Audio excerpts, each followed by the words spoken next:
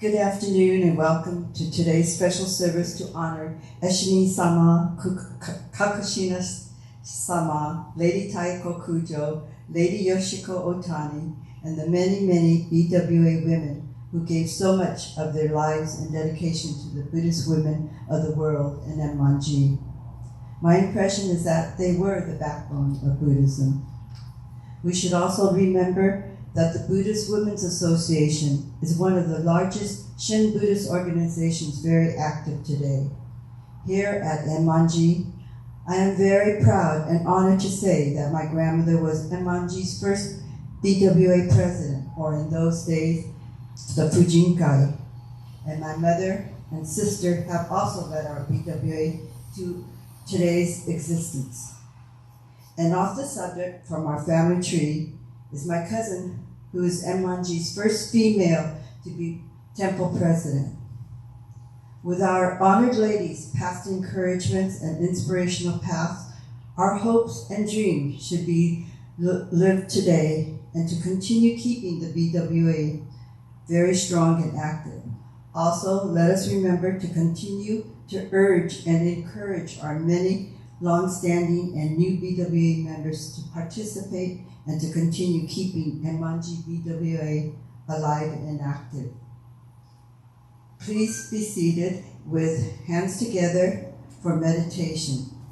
Sensei will strike the bell once and read a meditation.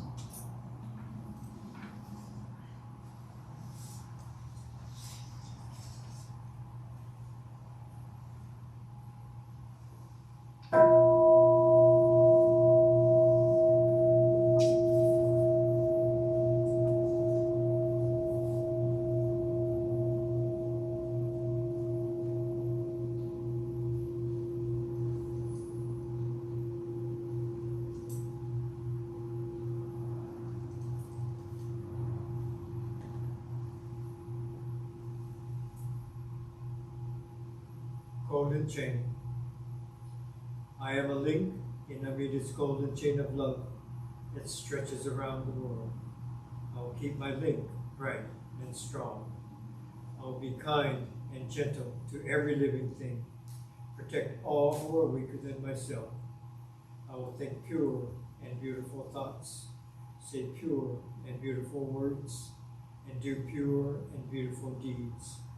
May every link in Amida's golden chain of love be bright and strong, and may we all attain perfect peace. Please join me in Gasho. Namo Amida Butsu. Namo Amida Butsu. Namo Amida Butsu. Namanda, Namanda, Namanda.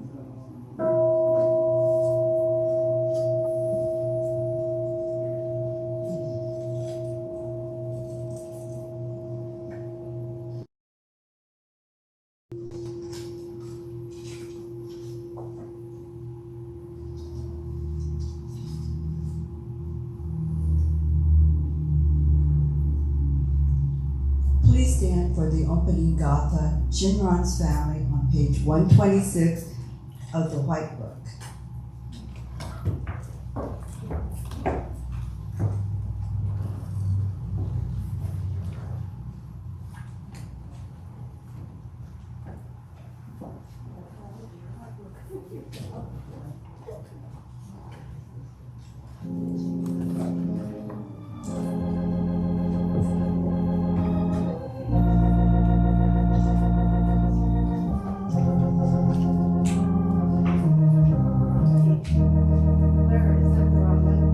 Just a minute.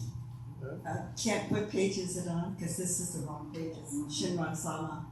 128? 126. Okay, 128. Sorry.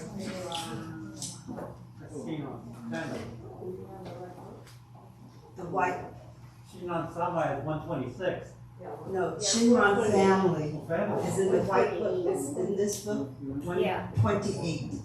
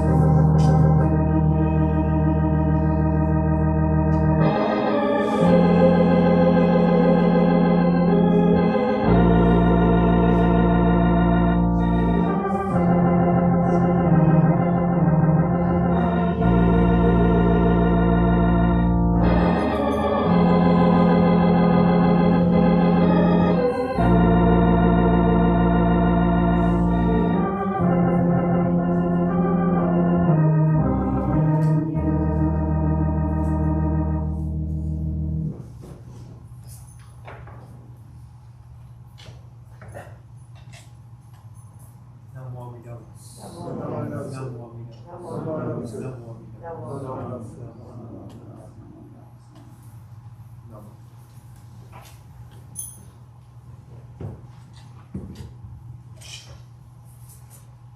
We will now begin our service with Sambujo on page 24 in the Purple Book, followed by the Hyo Bakumon dedication led by Sensei Fujimoto, and today's sutra chanting will be Sanbutsuge on page 79 of the Purple Book.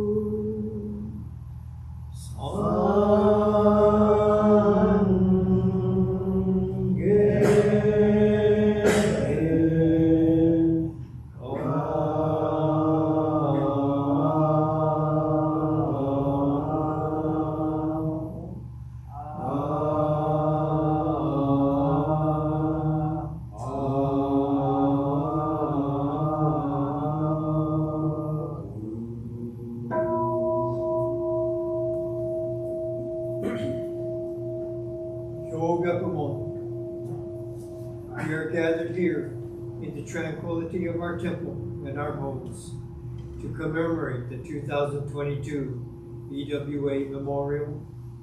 We also honor Eshinni, Kakushinni, Lady Takeko Kujo, Lady Yoshiko Ohtani. We humbly join our hands in Gassho and recite the Nembutsu in their honor. We also acknowledge our honored Enmanji BWA members who we have lost. May the fragrance of incense remind us of the purity of our intentions. May the beauty of the flowers remind us of the truths of the Dharma. May the lights that burn brightly upon the altar lead our thoughts to Amida's light and wisdom that dispels the darkness of ignorance.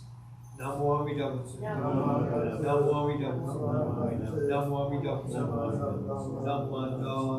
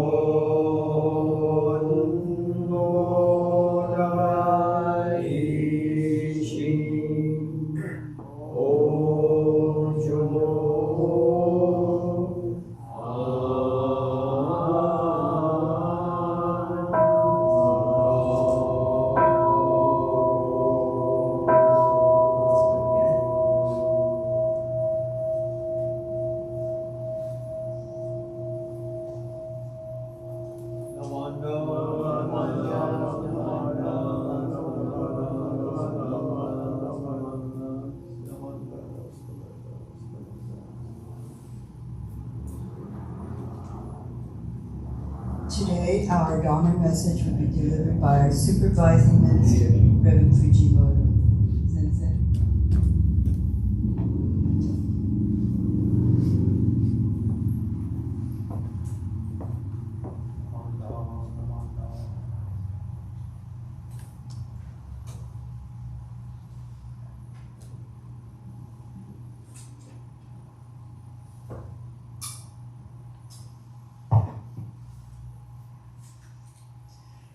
Good afternoon, everyone. It's nice to be here again. 2 weeks in a row, I get to see everyone here, so very nice. I did want to mention we're very sad to hear about the passing of Reverend Abiko. Many of you know already, but yeah, such a large personality in a small body there. When I think of Sensei, there was a time when he was serving in Los Angeles, and Sharman and I went down for speaking opportunity. And after the service, Sensei took us to a Japanese restaurant. We walked over there, and just because of his personality, everything tastes so much better. So all three of us had that chirashi sushi, I remember, and it just tasted so good. So one of my fond memories of thinking of Sensei, and certainly many other times. playing the taiko together, and he came up to Idaho, Oregon to visit us up there, and so many occasions that he was there and sharing the Dharma together. So he'll be missed greatly. Also, I do want to acknowledge the Sangha members here. Just last week we had a special Shotsuki service, and the IMOP ministers were here to join us, two of them, and Tori Sensei was the one that was able to speak here. And as they have these opportunities, they become accustomed to services as they are done here in the United States, and also we have opportunity to see how they do, and if they need more training, and to cultivate, develop their English language abilities and things like this. And I heard some of your comments, and these are shared. I provide my input as well to Kohara Sensei, and it makes a difference, depending on how comfortable they are with their language. Makes a difference whether they are placed in a primarily Japanese-speaking Sangha, or if they are capable to come to other temples that are primarily English-speaking Sanghas, and all that is taken into consideration. So some might not necessarily be quite ready to come to the United States, and all this is taken into consideration, and every visit is very important. So if you have more feedback, I'm very happy to listen to you. But it was nice to have them visit here. Afterwards, we were provided tickets to the Charles Schulz Museum, and so we spent an hour over there. Sharman and I had been there before, and we thought it was a very special place, so they enjoyed the visit very much, and we took pictures. I forwarded them to Diane over here, and so just to share, they are all familiar with Charlie Brown and the cartoons and all that, and that's a very special place too. So many things from all the history of the Charlie Brown cartoons and Snoopy and all those things. They recollect, their own memories of seeing those cartoons in Japan as well. So it's a special time. Today we're able to acknowledge the Enmanji BWA members that we have lost, and so many throughout the years have become our role models and showing us how things go here at the temple. And this is what makes this a very special service, showing us the way as we learn about what the Fujinkai is about, and how we welcome guests that come here, and providing for them, making them feel comfortable here at the temple, here listening to the Dharma, food occasions to prepare foods, and showing us how to roll sushi the right way, not the wrong way. There's a real specific way that they must be rolled. And so some of them take the leadership to make sure that we are guided properly in how to do all these things. And so it's special to recollect the lessons that we learned. There are different times of our lives, but we're able to learn and gain wisdom as we come in contact of a lot of these. And also we acknowledge Eshinni, Kakushinni, Lady Kujo, Lady Ohtani, and I refer to them as the ladies of the Dharma. And when we do it in this manner, we can highlight different individuals. This year might be one, next year might be another, and it's kind of a nice way to be able to do this. And this year I thought we would honor Lady Takeko Kujo, and they all have such interesting stories, life stories, and even to prepare for the talk, to reread aspects of her life, and it always touches me again to hear these things and to be reminded. And when I read about Lady Kujo, it's told that when she was very young, going to school, that she dressed really comfortably, wearing these cotton kimonos, not something special that would show her rank in society, but something very comfortable, and so she would fit in with everyone there. People of different ranks were there at the school with her, and she could relate to all people, all of her classmates, regardless, not flaunting her nobility or something like this, but to talk to everyone and wearing clothing that would not be intimidating or showing off in a sense. And I think, this showed how later on in life, how she related to people of all ranks and not just, the select few that she might see more of through her family ranks. Okay, so she worked with all levels of society, and this would show in her working at the hospitals and working with the BWA. So she and her sister founded the Buddhist Women's Association in Japan, and this is why we are gathered here today. And to be able to do this in Japan, during those times, women didn't have such leadership positions to be able to do this, and this was in 1904. She's only 18 years old when she founded the BWA in Japan. So to think that she would have the mind and the strength to be able to do this and to push this forward and through, it really is a special thing. Later, maybe 16 years later, she founded the Kyoto Women's College. During the earthquake in Tokyo, she was helping hands-on to go out there into the streets and the neighborhood to help those who were injured and the children who became orphaned. And she was there doing all this type of work, caring less about her own wellness and well-being, but just responding to the needs that she could see here and there and everywhere surrounding her. So this is very, very special. So many of us know that in our service books there are 3 songs that were written by Lady Kujo, and 2 of them we're very familiar with, Obon no Uta, and the others are one I haven't heard much really, Gassho no Uta, and another third one is Seiya, that we play at funerals sometimes, and we sing at our services sometimes. So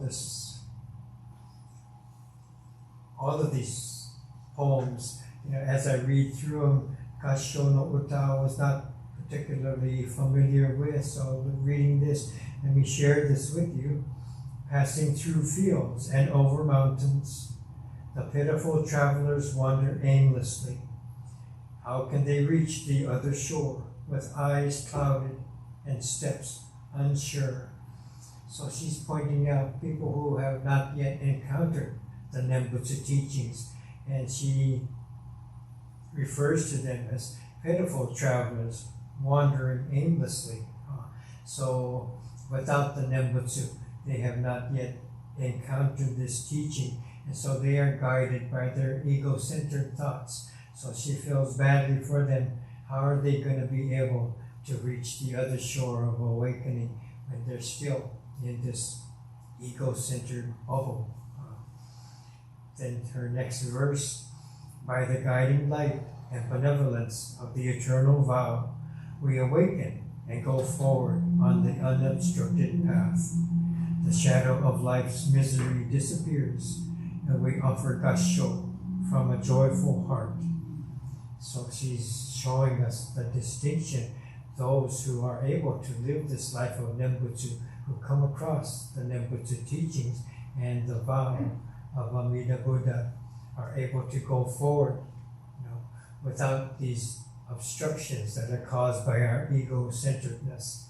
And so we can live without these kind of hardships and miseries and say the Gassho and live with this joyful heart.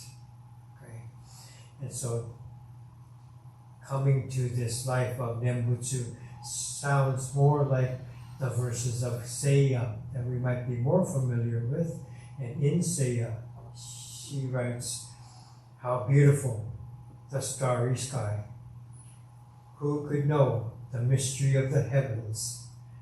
When these countless eyes shine brightly, my heart is filled with joy." So you can think of her, She's looking up at the darkened sky. The stars are the eyes of the Buddhas, right? Watching over us. When I think of this, I remember college days. One of my very dear friends grew up on a farm in Central Cal, Sanger, one of the communities nearby Fresno. And so in Sanger, they had a small fruit farm. And so late at night, we'd walk around in the orchard. And because there's no city lights, you could see all the stars, right? It becomes so clear, so much more clear than, when you're in the city or even Alameda. You can hardly see the stars because there's city lights that get in the way, right? But when you see the stars and they become so bright, so she's talking about these kinds of stars shining so beautifully, and her heart is filled with this joy.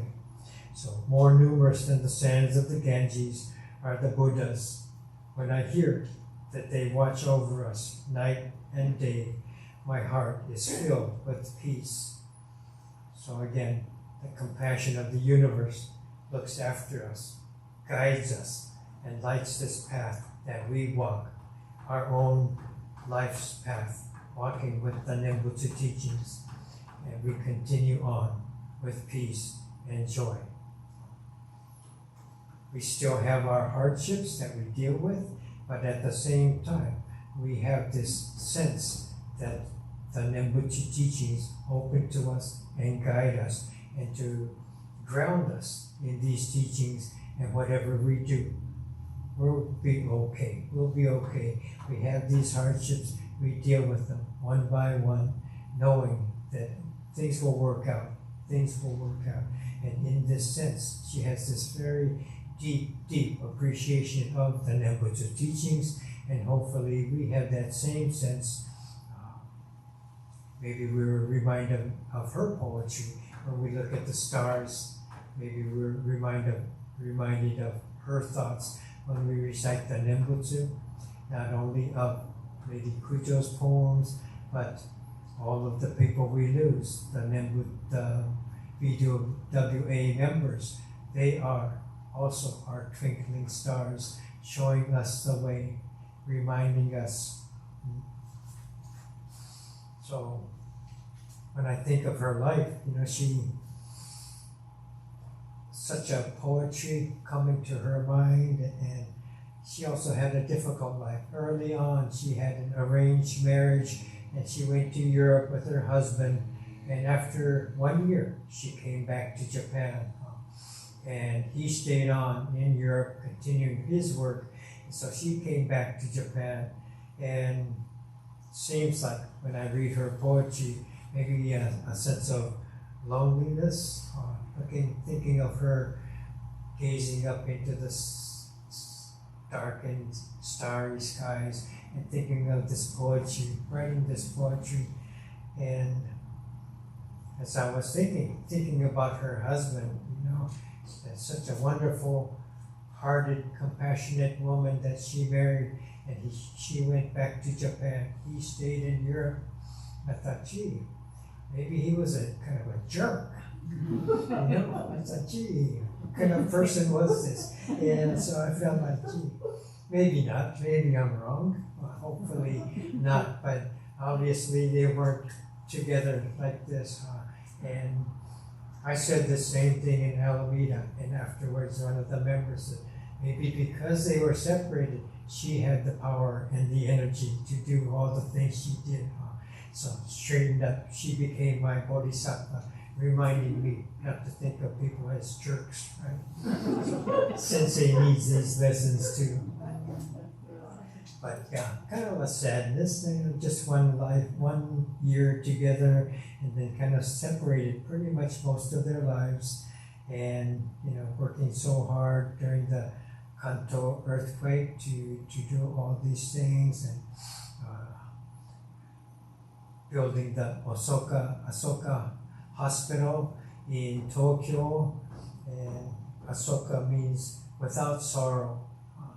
What a name, without sorrow. Not that she didn't have compassion, but doing what she needed to do tirelessly, compassionately, not crying tears, but taking care of what needs to be done, running from one emergency to another, filling one need to another, and doing this with all her strength, with all her power.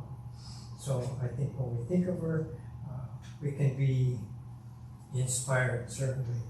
So thank you for letting me share her life with you. I would like to close by reading again the verses of Seiya. Put your hands together in Gassho. How beautiful the starry sky! Who could know the mystery of the heavens? When these countless eyes shine brilliantly, my heart is filled with joy.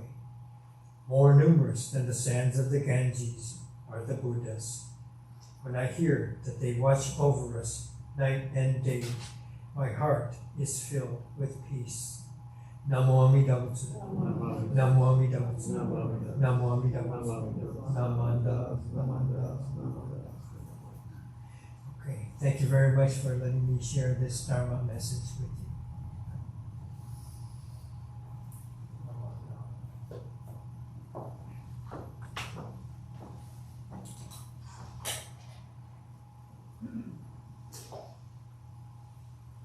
Thank you, Sensei, for your very special Dharma message in honoring Eshinni, Kakushinni, Lady Takeko Kujo, Lady Yoshiko Ohtani, and our past BWA members.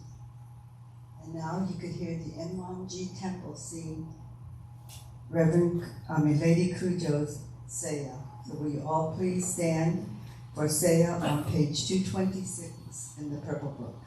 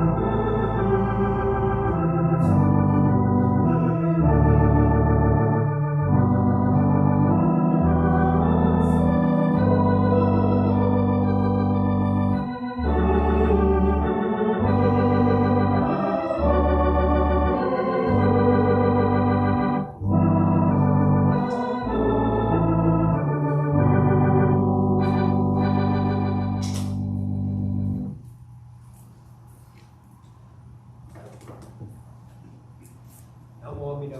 Namo Amida. Namo.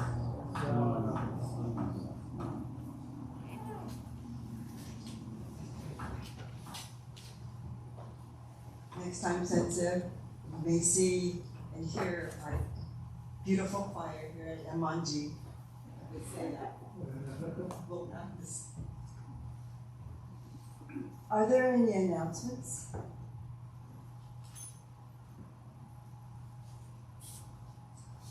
If not, I would just like to remind everyone, well, all the BWA members, that the Institute of Buddhist Studies, IBS, will present Dr. Paula Arai, Eshinni and Kakushinni Professor of Women and Buddhist Studies, who will present the 2022 Numata Lecture, Receiving and Giving, Buddhist Women Past, Present, and Future, on October 14th at 1 p.m. via Zoom. And you could get the information from IBS. And another reminder would be that the BCA FBWA, hosted by Northern District, will begin this Friday and Saturday our convention for the 3 days. And I'd like to also say to everyone that I am very sorry to hear about Reverend Hiroshi Abiko, as he did pass away on Thursday, and there will be a BCA memorial is being planned and will be in person and live streamed.